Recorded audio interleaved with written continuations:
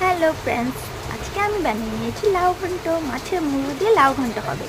আমি ভাবলাম আগে তোমাদেরকে কী করে কাটলাম, কী করে না করে কেটেছি, কী করে ধরেছি সব কিছু দেখিয়ে দিই। তারপরে আমি আবার নেক্সট ভিডিওতে মাছের মুড়ো দিয়ে যে বানিয়েছি ওইটা দেখাবো, ঠিক আছে?